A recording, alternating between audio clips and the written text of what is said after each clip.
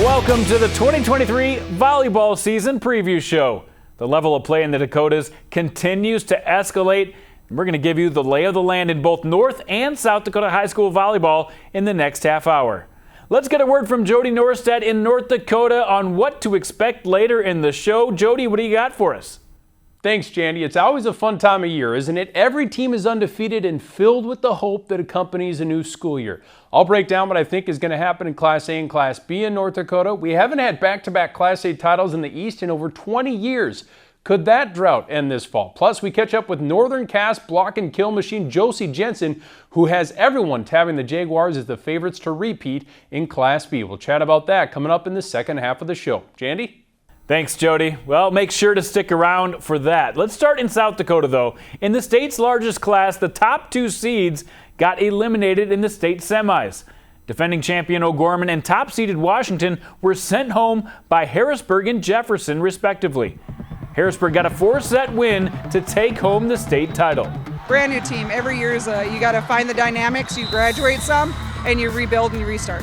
This season, there are 0 seniors on the varsity team. That's right, none. But Coach Renette Costain isn't lowering expectations in Harrisburg. Expectations are extremely high. Their goal or their theme this year is earned, not given. We know we have a target on our back anytime you come back as a state champ. That's just how it is. But there's some good teams in AA. It's not just going to be a gift. It's if we get to where we want to be and be that state champ again, the girls will have earned it. A seniorless team doesn't mean they'll lack leadership. That's kind of what we're working to establish. Like, who needs to lead, and does it always have to be the same people? And what I'm finding is with a very young team, no seniors on this squad, they're kind of a team effort. One person will speak to their part, what they're seeing. The others are all contributing in the huddle, and they're already doing that in summertime. A lot of time with younger kids, they want to, it's a level of respect. They don't say nothing because they're afraid to offend the upperclassmen.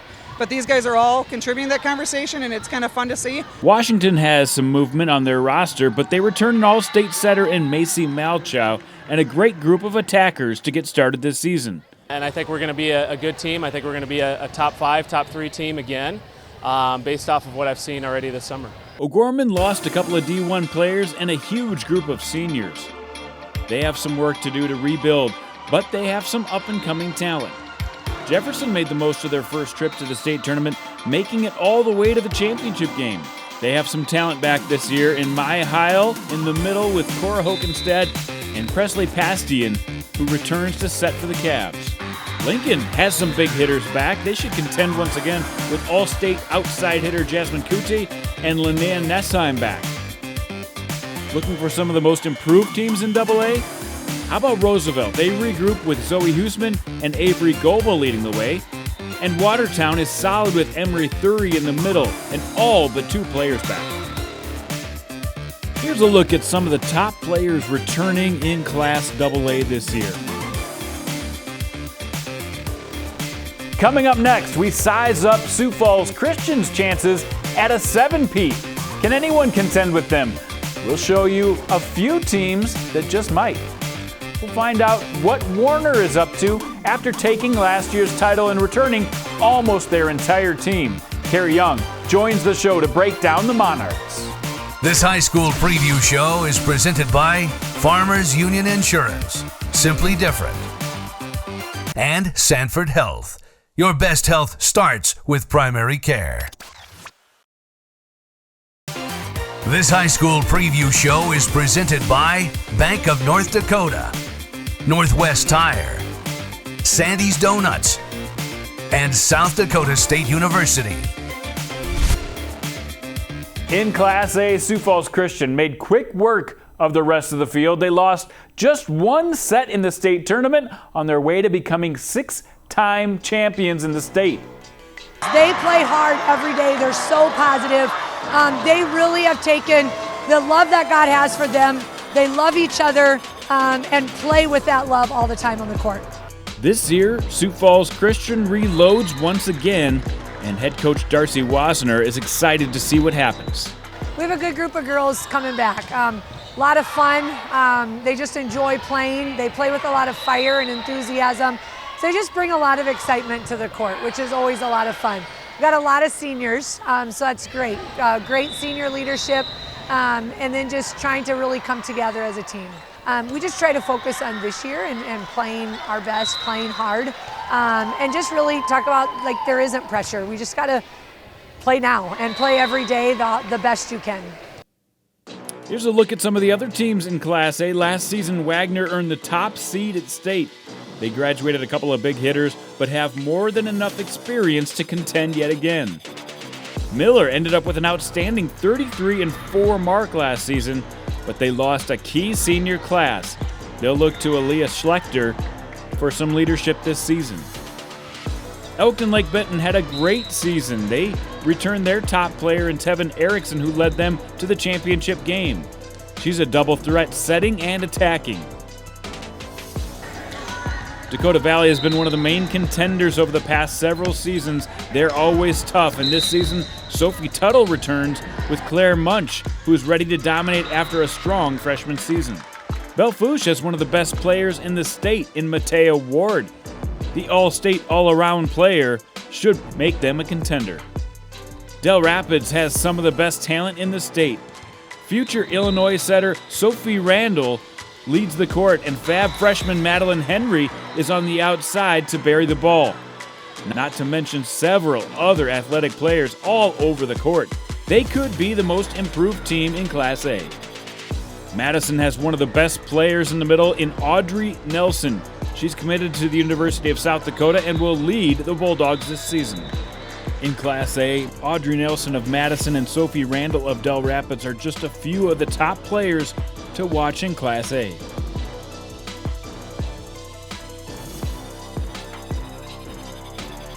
In Class B, the Warner Monarchs defeated Chester in the state finals.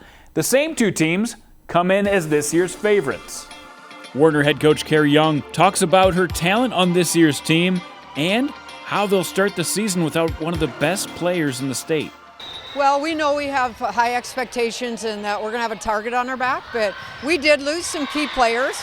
Ava went down and we might be short her a little bit of the season, and the kids are taking that as a challenge, and we're not using it as an excuse to lose matches. We're just going to try to play and do our best and play hard for her. But the kids that are returning have a lot of court experience, and we are going to try to fill our holes and get some younger kids some court time. And our defense is a real battle because we're not sure who's going to be playing where in the back row right now. They just really click together. They are so tight with each other. It's fun. Chester had a great team last year with a very young squad, and this season, their experience should pay off.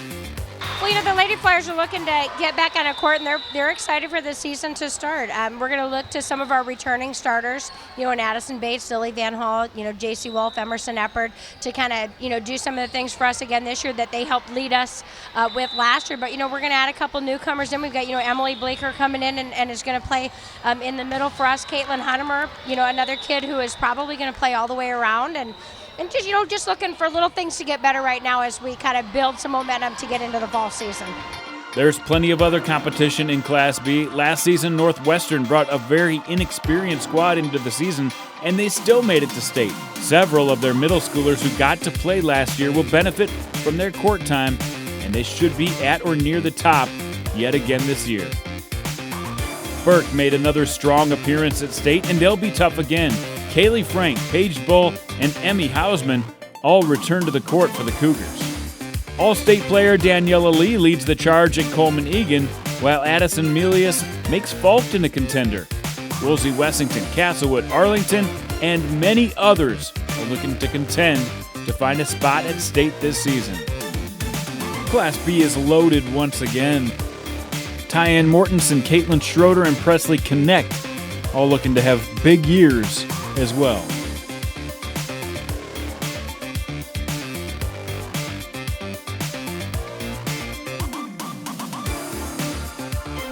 Next, we send it back up to Jody Norstedt to talk about North Dakota High School volleyball. This high school preview show is presented by Agtegra, Wimmer's Diamonds, Modern Woodman of America, Austin Van Hove, and Avera Orthopedics.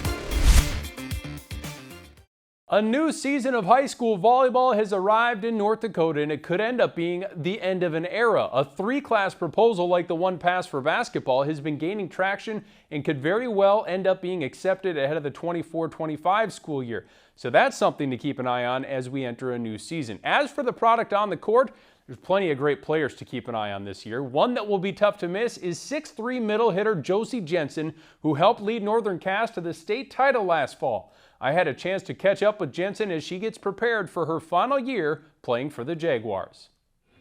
Defending state champs, how does that sound? I mean, it sounds amazing. I mean, it just brings me back to the experience being there and the entire game that felt so long ago, but I mean, when we bring it up, it's pretty recent. Why is it worth it? Because you guys try so hard. That's the ultimate goal every year. You have done it.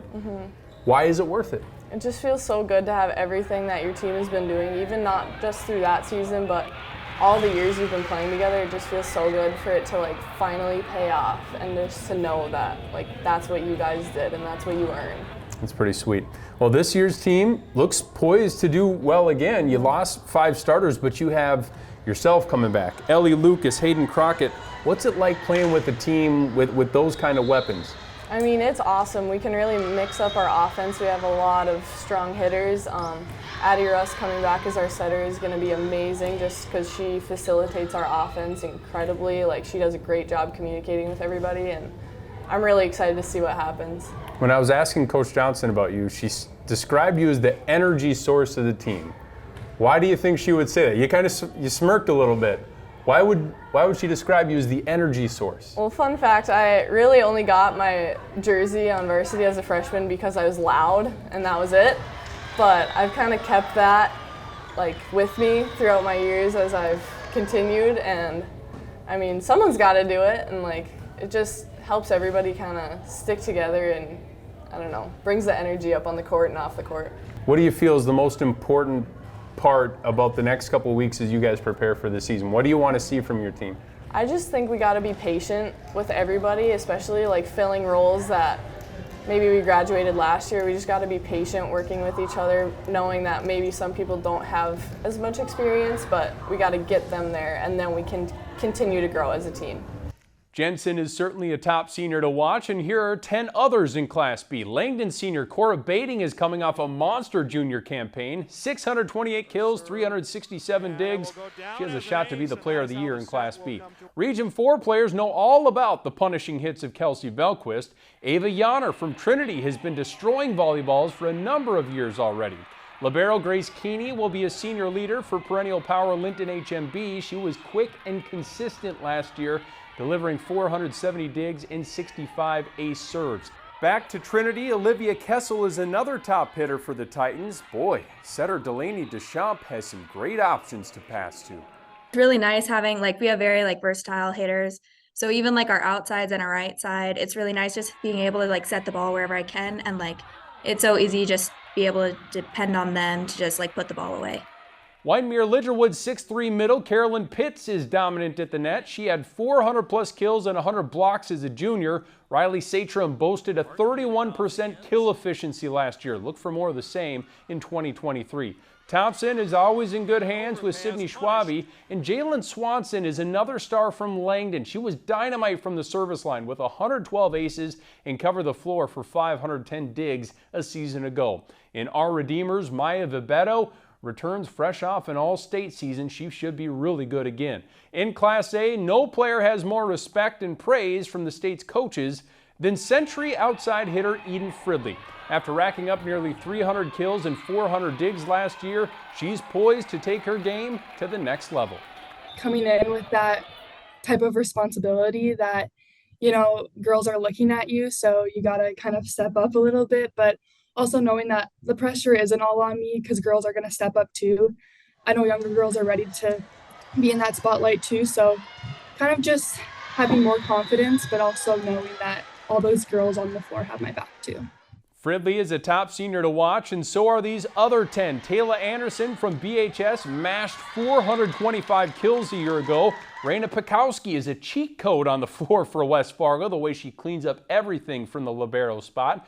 Reese Duxer, Lexi Gerving, and Erica Lee are a terrific trio representing the WDA and their respective schools. Hannah Litzinger, well, she's coming off an all-state campaign as a junior for Red River. Jamestown's McKenna Nold returns as a dynamic dual threat with the way she can set and deliver kills. And look for Kayla Saylor, Betsy Schiltz, and Ella Stimson to be among the top players in the EDC. Schiltz and Stimson are two of the more consistent setters in the region. That's a wrap for the players to watch. Coming up next, it's preseason ranking time. Top fives for Class A and Class B get revealed when we return. This high school preview show is presented by Farmers Union Insurance, Simply Different, and Sanford Health. Your best health starts with primary care. For just the second time since 2014, someone other than Century won the Class A state volleyball title. Last fall, it was the Cheyenne Mustangs slaying Goliath in an epic 5-set match. Who will be in that spot this year when the championship happens inside the Fargo Dome? Here's my swing at it. We won't know if I get credit for a kill or an error until November 18th, of course, so keep that one in your back pocket. At number 1, I put the Century Patriots, and I don't think I'll see any jaws drop after that statement. They may have settled for runner-up honors last year, but you're bound to lose a few championship games when you're in them every year. Jamie Zastapol's team returns a pair of exceptional senior hitters in Eden Fridley and Erica Lee. As is usually the case, a bunch of talented JV players are chomping at the bit to get their varsity reps in. Expectations will be high, but that's nothing new for the red, white, and blue. I don't know that you're going to find that we're going to have that one standout player, but that we are going to be strong at every position, and that we're really going to be able to spread the ball around. This group took them to Sioux Falls to the Summer Slam, and I mean, they really competed well. I was really impressed with what they did, and we had a camp that UND did for us here at Century, and we walked away and I was like, I think that's the best camp we've had. Just this group of girls has a lot of fun together. They play really loose volleyball, but just really good volleyball, and I'm excited for what they can do this season. The Jamestown Blue Jays earned the 2 spot. They won 33 matches last year, finishing in the Final Four. The offense returns standout setter and middle hitter McKenna Nold, who averaged 20 assists per match last year. Blue Jays need to find some new defensive specialists, but I see them being a title contender again. West Fargo is sneaky at 3. The Packers finished 3rd in the EDC last year, but graduated only 3 seniors. It starts with returning All-State libero Raina Pikowski, who's entering only her sophomore season. She covers the floor exceptionally well. Ellie McIntosh, another sophomore that should step up into a bigger role. Same city, different school at number 4. How will Cheyenne fare after graduating a large senior class? 5'11" senior Izzy Albrecht will be the focal point of the offense. Give them some time to gel, and I think Cheyenne will be dangerous again this year. I was waffling between Legacy and Bismarck High for the 5th spot. The Demons should be good, led by one of last year's top hitters, Taylor Anderson, but ultimately I went with the Sabres. Legacy was 3-0 last year against BHS and returned some talented seniors headlined by Hallie Severson and Reese Duxer. From Class A to Class B we go, and by B we mean business, and Northern Cass means business. The Jaguars are coming off their first state title since 2013, and I'm wondering if that might happen again. I like what they have up front with Josie Jensen, who we profiled earlier, and fellow senior hitter Ellie Lucas. Senior setter Addie Rust is back to distribute the ball, and junior Hayden Crockett has improved a bunch after her first year as a starter. The Jags were a dominant 39-1 last year, and head coach Angie Johnson is hoping this year's group can build off that. With our returners, they do a lot. I mean, Josie does a lot. She brings a lot of leadership. Addie is getting more consistent in the setting realm. And I mean, Hayden, just like her sister Hallie, swings a really hard ball. So I think with those 3 and then having the girls fill in, I mean, they played against those varsity girls last year, so they know what level they need to be at. So it's just getting them comfortable on the court. Trinity will be one of the teams trying to hunt the Jags. You can make a case for the Titans being the preseason number 1. They returned their entire starting lineup from a team that finished 33-9 last fall with a 6th consecutive trip to state. It seems like Ava Yonner has been around forever. She has a thunderous swing from the hitter spot, incredibly versatile too. Olivia Kessel can also hurt teams on the attack, while Delaney Deschamps returns as the senior setter. Head coach Brianna Sisson is excited for this veteran squad. this year we're really going to focus on being the best defensive team that we possibly can, because we know how deadly we can be up at the net. But if we can't get our setter the ball, like those hitters up at the net aren't going to do anything for us. So we need to make sure that defensively we're nice, we're sound, we build that solid foundation so that we can use our hitters in the way that we would like to use them. What would a Class B volleyball top 5 be without Thompson? Veteran head coach Lisa Strand will have her team eyeing another Region 2 crown. They have some holes after graduating their 3 captains, but look for proven athletes like Sydney Schwabe and Brenna Martin to play big roles for the Gals in Green. Speaking of tough regions, my 4th and 5th team will be competing for the ticket out of Region 4. That being Langdon, Edmore, Munich, and New Rockford, Cheyenne. I give the Cardinals the edge thanks to their big 3 of Cora Vading, Jaya Henderson, and Jalen Swanson. Cardinals check a lot of boxes to be a state title contender. The team that denied them a trip to state last year was New Rockford Cheyenne, who made the big dance for the first time in school history. Now the expectations ramp up a bit. Senior Kelsey Belquist, who seems to float above the net at times, leads the way. This group has been playing together for a while, and the Rockets might be poised to take off to state once again. Enough talk about the teams, though. I'm excited for them all to start playing. Get out and support your local volleyball squad. Should be a lot of fun this season. When we return, Jandy puts a wrap on the show. You're watching Midco Sports. This high school preview show is presented by Agtegra, Wimmer's Diamonds, Modern Woodman of America, Austin Van Hove, and Avera Orthopedics. This high school preview show is presented by Bank of North Dakota, Northwest Tire, Sandy's Donuts, and South Dakota State University. Thanks for watching the South Dakota and North Dakota High School Volleyball Preview Show for 2023. For Jody Norstedt, I'm Jason Andera. We'll have continuing coverage of volleyball all season long. Stay right here on Midco Sports for much more throughout the season.